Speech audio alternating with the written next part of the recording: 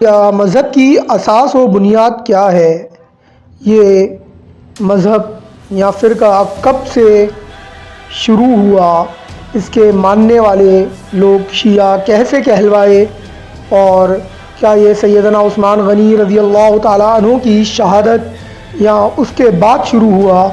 آج کی اس ویڈیو میں مکمل داستان آپ کو اس مذہب کے بارے میں تاریخ کے حوالوں سے بتاؤں گا۔ آپ میں سے جو بھی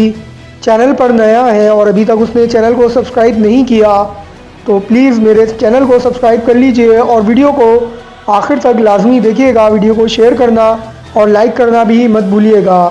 اب میں بڑھتا ہوں ویڈیو کی طرف۔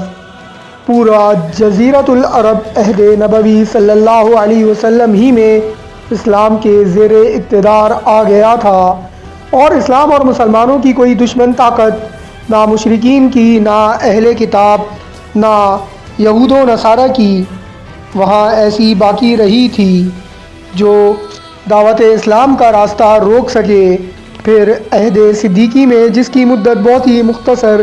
2.25 سال کے قریب ہے، یہ صورتحال مزید مستحکم ہوئی اور جزیرہ کی حدود سے باہر پیش قدمی کا سلسلہ بھی شروع ہو گیا۔ اس کے بعد خلافت عمر فاروق رضی اللہ تعالیٰ عنہ کے تقریباً 10 سالوں میں اسلامی دعوت اور عسکری فتوحات کا سلسلہ اتنی تیزی سے بڑھا کہ اس وقت کی دنیا کی دو بڑی شہنشاہیں روم و فارس کے بیشتر مقبوضہ علاقے اسلام کے زیر اقتدار آ گئے۔ پھر فاروق اعظم رضی اللہ تعالیٰ عنہ کی شہادت کے بعد حضرت عثمان غنی رضی اللہ تعالیٰ عنہ کے دور خلافت میں بھی اسلامی دعوت اور فتوحات کا یہ سلسلہ قریب اسی رفتار سے جاری رہا۔ اس مدت میں مختلف ملکوں، علاقوں، قوموں اور طبقوں کے بے شمار لوگ اپنے قدیم مذاہب و ادیان کو چھوڑ کر اسلام میں داخل ہوئے۔ یہ عام طور سے وہی تھے جنہوں نے اسلام کو دین حق اور وسیلہ نجات سمجھ کر دل سے قبول کیا تھا، لیکن ان میں سے بہت ایسے بھی تھے جنہوں نے منافقانہ طور پر اسلام قبول کر کے اپنے آپ کو مسلمانوں میں شامل کیا تھا، اور وہ اپنے دلوں میں مسلمانوں کے خلاف شدید بغض و عداوت رکھتے تھے۔ وہ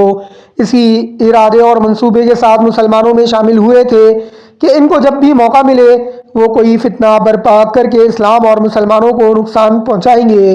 اس طبقے میں علاقہ یمن کا ایک یہودی عالم عبداللہ بن سبا تھا۔ اس نے ناظرین حضرت عثمان غنی رضی اللہ تعالیٰ عنہ کے دور خلافت میں اپنے قبول اسلام کا اعلان کیا۔ بعض روایات میں یہ بھی ذکر کیا گیا ہے کہ وہ مدینہ منورہ حضرت عثمان رضی اللہ عنہ کی خدمت میں حاضر ہوا اور آپ ہی کے ہاتھ پر اسلام قبول کیا۔ غالباً اس کو امید رہی ہوگی کہ اس طرح اس کو ایک امتیاز اور حضرت عثمان رضی اللہ عنہ کا خصوصی درجہ کا حسن ظن اور اعتماد حاصل ہو جائے گا، لیکن ناظرین حضرت عثمان رضی اللہ عنہ کی طرف سے اس کے ساتھ کوئی امتیازی برتاؤ نہیں کیا گیا۔ بعد میں اس کا جو کردار سامنے آیا، اس سے معلوم ہو گیا کہ اس نے اسی ارادے اور منصوبے کے تحت یہودیت چھوڑ کر اسلام قبول کیا تھا، جس کے تحت ساؤل پولوس نے یہودیت چھوڑ کر عیسائیت کو قبول کیا تھا۔ اس کا اصل مقصد مسلمانوں میں شامل ہو کر اپنے خاص کربتوں سے ان میں مقبولیت حاصل کر کے اندر سے اسلام کی تخریب و تحریف اور ان کے درمیان اختلاف و شقاق پیدا کر کے فتنہ و فساد برپا کرنا تھا۔ مدینہ منورہ کی مختصر قیام میں غالباً اس نے اپنی ذہانت سے اندازہ کر لیا کہ یہاں اور پورے علاقہ حجاز میں ضروری درجہ کا دینی شعور عام ہے اور دین کے ایسے پاسبان موجود ہیں جن کے ہوتے ہوئے وہ اپنے مقصد میں کامیاب نہیں ہو سکتا۔ اس کے بعد وہ بصرہ اور پھر شام گیا۔ یہاں بھی اس کو اپنے منصوبے کے مطابق کام کرنے کا موقع نہیں ملا۔ اس کے بعد وہ مصر پہنچا۔ یہاں اس نے ایسے لوگوں کو پا لیا جن کو وہ اعلی کار اور اپنی مفسدانہ مہم میں مددگار بنا سکے۔ اس نے غالباً عیسائیت کی تحریف و تخریب میں پولس کی کامیابی سے سبق سیکھا تھا۔ کسی امت اور مذہبی گروہ کو گمراہ کرنے کا آسان راستہ یہ ہے کہ اس کی نظر میں مقدس اور محبوب ترین شخصیت کے بارے میں غلو اور افراد کا طریقہ اختیار کیا جائے۔ ٹھیک اسی طریقے سے عبداللہ بن سبا نے کیا۔ مورخین کا بیان ہے کہ اس نے سب سے پہلے ان لوگوں میں یہ شوشہ چھوڑا کہ مجھے ان مسلمانوں پر تعجب ہے جو حضرت عیسیٰ علیہ نبینا علیہ الصلوۃ والسلام کی اس دنیا میں دوبارہ آمد کا تو عقیدہ رکھتے ہیں اور سید الانبیاء حضرت محمد مصطفیٰ عربی صلی اللہ علیہ وسلم کی اس طرح آمد کے قائل نہیں، حالانکہ آپ حضرت عیسیٰ علیہ السلام اور تمام ہی انبیاء سے افضل اور اعلیٰ ہیں۔ آپ یقیناً اس دنیا میں دوبارہ تشریف لائیں گے۔ اس نے یہ بات ایسے ہی جاہل اور ناتربیت لوگوں کے سامنے رکھی جن میں اس طرح کی خرافات کے قبول کر لینے کی صلاحیت دیکھی۔ پھر جب اس نے دیکھا کہ اس کی یہ بات مان لی گئی جو اسلامی اور قرآنی تعلیم کے اکثر خلاف تھی، تو اس نے رسول اکرم صلی اللہ علیہ وسلم کے ساتھ حضرت علی رضی اللہ تعالیٰ عنہ کی خصوصیت قرابت کی بنیاد پر آپ کے ساتھ غیر معمولی عقیدت و محبت کا اظہار کرتے ہوئے ان کی شان میں طرح طرح کی غلو کی باتیں کرنا شروع کی۔ ان کی طرف عجیب عجیب معجزے منسوب کر کے ان کو ایک مافوق البشر ہستی باور کروانے کی کوشش کی، اور جاہلوں سادہ لوحوں کا جو طبقہ اس کے فریب کا شکار ہو گیا تھا وہ ان ساری خرافات کو بھی قبول کرتا رہا۔ اس طرح اس نے اپنی سوچی سمجھی اسکیم کے مطابق تدریجی طور پر حضرت علی المرتضیٰ رضی اللہ تعالیٰ عنہ کے بارے میں ایسے خیالات رکھنے والے اپنے ماننے والوں کا ایک حلقہ پیدا کر لیا، اور پھر ایک مرحلے پر ان کا یہ ذہن بنایا کہ رسول اکرم صلی اللہ علیہ وسلم کے بعد خلافت اور امامت و حکومت کی سربراہی دراصل حضرت علی رضی اللہ عنہ کا حق تھا۔ نبی کا ایک ہی وصی ہوتا ہے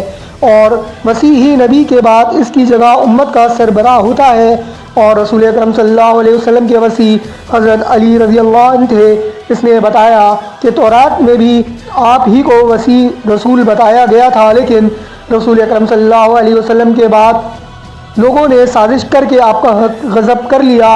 اور بجائے آپ کے ابو بکر کو خلیفہ بنا دیا گیا، اور انہوں نے اپنے بعد کے لیے عمر کو نامزد کر دیا۔ پھر ان کے بعد بھی آپ کے خلاف سازش ہوئی اور عثمان رضی اللہ تعالیٰ عنہ کو خلیفہ بنا دیا گیا جو اس کے بالکل اہل نہ تھے، اور اب وہ اور ان کے عمال ایسے غلط کام کر رہے ہیں۔ ناظرین، یہ بات ملحوظ رہے کہ یہ وہ زمانہ تھا جب مصر اور بعض دوسرے شہروں میں بھی حضرت عثمان رضی اللہ تعالیٰ عنہ کے بعض عمال کے خلاف شکایات اور الزامات کا سلسلہ شروع ہو گیا تھا، اور اس وجہ سے عبداللہ بن سبا نے پورا فائدہ اٹھایا۔ اس نے کہنا شروع کیا کہ عمل بالمعروف نہی عن المنکر اور امت میں پیدا ہونے والے بگاڑ کی اصلاح کی فکر و کوشش ہر مسلمان کا فرض ہے۔ اس لیے ہم کو اس بگاڑ کی اصلاح کے لیے جو عثمان اور ان کے عمال کی وجہ سے امت میں پیدا ہو گیا ہے کھڑا ہو جانا چاہیے، اور اس کو ختم کرنے کے لیے وہ سب کچھ کرنا چاہیے جو ہمارے امکان میں ہو۔ یہ سب کچھ ناظرین عبداللہ بن سبا نے انتہائی ہوشیاری، رازداری اور یہودی فطرت کے مکر و فریب سے اس طرح کیا جس طرح زمین دوز خفیہ تحریکیں چلائی جاتی ہیں، اور مصر کے علاوہ دوسرے بعض شہروں اور علاقوں میں بھی اپنے کچھ ہم خیال بنا لیے۔ پھر ایک وقت آیا جب اس نے اپنے دام افتدادی ماننے والے اور ان کے ذریعے دوسرے بہت سے جاہلوں سادہ لوحوں کو حضرت عثمان رضی اللہ تعالیٰ عنہ کے خلاف جد و جہد کرنے پر آمادہ کر لیا۔ اس کے بعد ایک مرحلہ پر خفیہ طور پر پروگرام بنا لیا کہ فلاں دن ہم سب اجتماعی طور پر ایک لشکر کی شکل میں مدینہ منورہ پہنچیں گے۔ پھر ایسا ہی ہوا۔ عبداللہ بن سبا اور اس کے چیلوں کے گمراہ کیے ہوئے باغی اور اوباشوں کا ایک لشکر مدینہ پہنچ گیا۔ آگے جو کچھ ہوا ناظرین وہ آپ سب کچھ جانتے ہیں کہ کس طرح سیدنا عثمان غنی رضی اللہ تعالیٰ عنہ کی مظلومانہ شہادت ہوئی۔ بہرحال ناظرین، اس کے بعد عثمان رضی اللہ تعالیٰ عنہ جو اس وقت کی دنیا کے سب سے بڑی حکومت کے فرما روا تھے، اگر ان باغیوں کے خلاف طاقت استعمال کرنے کی صرف اجازت ہی دے دیتے تو ہرگز وہ نہ ہو سکتا جو ہوا، لیکن آپ نے نہیں چاہا کہ آپ کی جان کی حفاظت کے لیے کسی کلمہ گو کے خون کا قطرہ زمین پر گرے۔ اس کے بجائے خود مظلومانہ شہید ہو کر اللہ کے حضور پہنچ جانا پسند فرمایا اور دنیا میں مظلومانہ شہادت اور قربانی کی ایک لاسانی مثال قائم کر دی۔ اس خونی فدا میں حضرت علی رضی اللہ تعالیٰ عنہ چوتھے خلیفہ منتخب ہوئے۔ آپ بلا شبہ خلیفہ برحق تھے۔ امت میں اس وقت کوئی دوسری شخصیت نہیں تھی جو اس عظیم منصب کے لیے قابل ترجیح ہوتی، لیکن حضرت عثمان رضی اللہ تعالیٰ عنہ کی مظلومانہ شہادت کے نتیجے میں، یا یہ کہا جائے کہ اس کی خداوندی پاداش میں، امت مسلمہ دو گروہوں میں تقسیم ہو گئی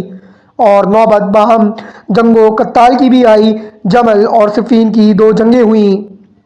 عبداللہ ابن سبا کا پورا گروہ جس کی اچھی خاصی تعداد ہو گئی تھی حضرت علی المرتضیٰ رضی اللہ تعالیٰ عنہ کے ساتھ تھا۔ اس زمانے اور اس فضا میں اس کو پورا موقع ملا کہ لشکر کے بے علم اور کم فہم عوام کو حضرت علی رضی اللہ عنہ کی محبت اور عقیدت کے عنوان سے غلو کی گمراہی میں مبتلا کرے، یہاں تک کہ اس نے کچھ سادہ لوگوں کو وہی سبق پڑھایا جو پولس نے عیسائیوں کو پڑھایا تھا، اور ان کا یہ عقیدہ ہو گیا کہ حضرت علی رضی اللہ تعالیٰ عنہ معاذ اللہ اس دنیا میں خدا کا روپ ہے اور ان کے قالب میں خداوندی روح ہے اور گویا وہی خدا ہے۔ کچھ احمقوں کے کان میں یہ پھونکا کہ اللہ نے نبوت اور رسالت کے لیے دراصل حضرت علی بن ابی طالب کو منتخب کیا تھا، وہی اس کے مستحق اور اہل تھے، اور حامل وہی فرشتے جبرائیل امین کو انہی کے پاس بھیجا تھا، لیکن ان کو اشتباہ ہو گیا اور وہ غلطی سے وہی لے کر حضرت محمد صلی اللہ علیہ وسلم کے پاس پہنچ گئے۔ استغفر اللہ، لا حول ولا قوت الا باللہ، یعنی اللہ نے جو فرشتہ رسول اللہ صلی اللہ علیہ وسلم کے پاس بھیجا وہ رسول اللہ صلی اللہ علیہ وسلم کے پاس نہیں جانا تھا بلکہ حضرت علی کے پاس جانا تھا، نعوذ باللہ، استغفر اللہ۔ بہرحال ناظرین، مورخین نے یہ بیان کیا ہے کہ جب حضرت علی رضی اللہ تعالیٰ عنہ کے علم میں کسی طرح یہ بات آئی کہ ان کے لشکر کے کچھ لوگ ان کے بارے میں اس طرح کی باتیں چلا رہے ہیں، تو آپ نے ان شیاطین کو قتل کرا دینے اور لوگوں کی عبرت کے لیے آگ میں ڈلوا دینے کا ارادہ فرمایا، لیکن اپنے چچا زاد بھائی اور خاص رفیق و مشیر حضرت عبداللہ بن عباس رضی اللہ تعالیٰ عنہ اور کچھ ان جیسے اور لوگوں کے مشورے پر اس وقت کے خاص حالات میں اس کارروائی کو دوسرے مناسب وقت کے لیے ملتوی کر دیا۔ اچھا ناظرین، ایک بات اور آپ کو یہاں بتاتا چلوں کہ بعض روایات سے معلوم ہوتا ہے کہ حضرت علی کی الوہیت کا عقیدہ رکھنے والے اور اس کی دعوت دینے والے یہ شیاطین انہی کے حکم سے قتل کیے گئے اور آگ میں ڈلائے گئے۔ شیخ الاسلام ابن تیمیہ رحمۃ اللہ علیہ نے منہاج السنہ صفحہ نمبر 7 جلد نمبر 1 میں اسی کا ذکر فرمایا ہے، اور شیعوں کی معروف و معتبر کتاب اسماء الرجال کی مستند ترین کتاب رجال کشی میں بھی امام جعفر صادق سے متعدد روایتیں نقل کی گئی ہیں جن سے یہی معلوم ہوتا ہے کہ عبداللہ بن سبا حضرت علی کی الوہیت کا عقیدہ رکھتا اور اس کی دعوت دیتا تھا، اور بالآخر حضرت علی المرتضیٰ رضی اللہ تعالیٰ عنہ نے اس کو آگ میں ڈلوا کر ختم کر دیا۔ بہاوالہ شیعہ کتاب رجال کشی صفحہ نمبر 70 طبع بمبئی سن 1317۔ ناظرین، اب آپ اس سے اندازہ لگا لیجئے کہ سب سے پہلے عبداللہ بن سبا نے ایک تو وسیع یعنی رسول کے بعد جو وسیع ہے خلافت کے مسئلے پر یہ بحث اٹھائی کہ ان کا حق غصب کیا گیا اور ان کا حق معاذ اللہ سیدنا ابو بکر صدیق اور حضرت عمر اور حضرت عثمان غنی رضی اللہ تعالیٰ عنہما جیسی شخصیات نے غصب کر لیا۔ آج آپ دیکھیں گے کہ یہ جو ایک عقیدہ ہے کہ ان تین خلفاء کو شیعہ مذہب کے ماننے والے سرے سے مانتے ہی نہیں ہیں اور نہ ہی ان کے خلافت کے قائل ہیں، تو یہیں سے ناظرین بتانے کا مقصد ہے کہ شیعہ مذہب کی بنیاد بڑی اور اس کی بنیاد عبداللہ بن زید جیسے بدبخت نے ڈالی، جس کو سیدنا علی المرتضیٰ رضی اللہ تعالیٰ عنہ نے بعد میں قتل کروایا اور اس فتنے کا خاتمہ کیا، لیکن اس کے ماننے والے یہ سلسلہ آگے لے کر چلتے رہے، اور کس طرح اس مذہب میں کربلا کے بعد سے لے کر آج تک تصنیف اور دوسری چیزیں ہوتی رہیں، تحریف ہوتی رہی، آپ لوگ شاید اس سے بخوبی واقف ہوں گے۔